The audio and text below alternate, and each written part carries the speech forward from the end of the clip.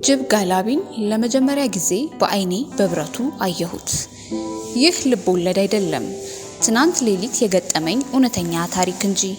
ነፍስ ካወቅኩ ጀምሮ ከተለያዩ ሰዎች ከምሰማቸው ወሬዎች መካከል ስለ ጅብ ጋላቢዎችና በሌሊት በሰው አምሳል እርቃናቸውን ስለሚገለጡ ሰዎች ይገኙበታል።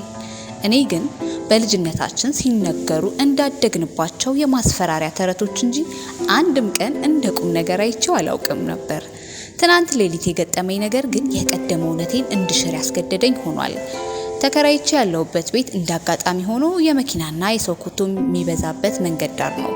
ከዋና ከተማው ወጣ ብሎ የሚገኝ አንድ ቀበሌ ነው።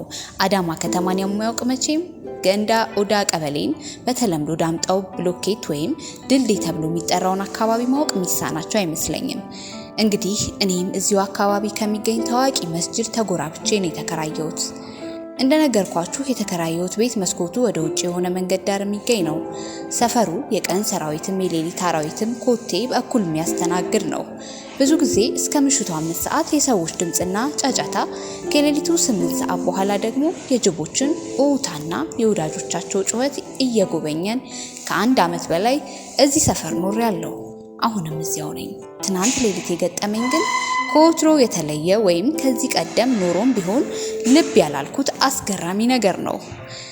እድሜ ለእንቅልፍ ማጣት በጊዜ ወደ መኝታዬ የመራኝ እንቅልፌ ገና እኩለ ሌሊት ሳይደርስ ንቁ አደረገኝ። ይህን ጉዳየው እስከ 7 ሰዓት ስገላበጥ ከቆየው በኋላ ራሴን አበረታችቼ ተነሳው። ከውሎ ያስተረፍኩት ስራ ነበረኝና ቋጨሁት። ቀጥሎ አዲሱን የጀዋር መሐመድ አልጸጸትም መጽሐፍ ጥቂት ምዕራፎች አነበብኩ። ያው ወርሃዊ ታህሳስ ነው አይደል? አሁንም የሰዓቱ ጉዞ የኤሊ ነው። እንደምንም 9 ሰዓት ደረሰ። ሌላ ታሪክ ተለወጠ። አጋጣሚው ከፈረንጆች አዲስ ዓመት ዋዜማ ፌሽታ ጋር የገጠመ መሰለኝ። ውጪ ከመስኮቴ ትይዩ ጅቦች ይጮሃሉ። ጩኸታቸው በስሪያ ወቅት የሚያሰሙት አይነት ነው።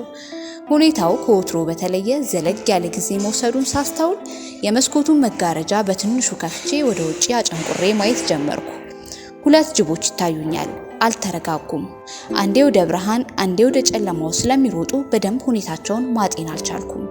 አሁንም በትዕግስት መጠበቅን መርጫለሁ። ከአፍታ በኋላ አንዱ ጅብ ወደ እኔ መስኮት ቀረብ ብሎ ቆመ። በአካል በደንብ ይታየኛል። ሌላኛው ራቅ ብሎ ብቅ ጥልቅ እያለ የሆነ የልፊያ ድምጽ ያሰማል። ይህን የልፊያ ድምጽ ሲሰማ እኔ መስኮት ስር ያለው ጅብ ይወራጫል። ሮጦ ወደ ወዳጁ ይሄዳል። ተመልሶ ቦታውን ይይዛል። ግራ መጋባት ያይሏል። ቆይቶ ከአይኔ ከተሰወረው ጅብ አካባቢ ጎርናና የወንድ ድምጽ ይሰማኛል። ድምጹን ተከትሎ መለመላውን የቆመ የወንድ ልጅ ጥላ በጭላንጭል ይታየኛል። ጅቦቹ አሁን ተራ በተራ መመላለስ ጀመሩ። አንዱ ሲሄድ ሌላው ይመለሳል። አንደኛው ሲያለከልክ አንዱ ያላዝናል። አልፎ አልፎ የወንድ ጎርናና የሲቃ ድምጽ ይሰማኛል። ይህ ነገር ለረጅም ሰዓት እየተደጋገመ ሲያሰለቸኝ መጋረጃውን ዘግቼ ወደ መኝታዬ ለመመለስ እያሰብኩ ሳለሁ መሬት የሚንቀሳቀስ የኮቴ ድምጽ ወደ ጆሮዬ እየቀረበ መጣ። አይንና እዝኔን አንቅቼ ስመለከት ደልዳላ ሰውነት ያለው አንድ ሰው ፊቱን ወደ ኋላ ዙሮ ጅብ ላይ ተቀምጧል። ጅቡ ወደፊት ይጋልባል፣ ሌላኛው ደግሞ ከኋላ ይከተላል። ይህ ሁሉ ሲሆን ስልኬን አንስቼ በምስልና በቪዲዮ ይህንን ጉድ ለማስቀረት ያልቻልኩበትን ምክንያት ሳስብ ይገርመኛል። የጅብ ጋላቢ መንፈስ የተመታ ይሁን።